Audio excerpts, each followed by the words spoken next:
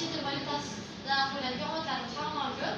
Omonatlarni eng kam miqdori 13% dan boshlanadi va qancha muddatga qo'yishiga qarab omonatning foizi oshib boraveradi.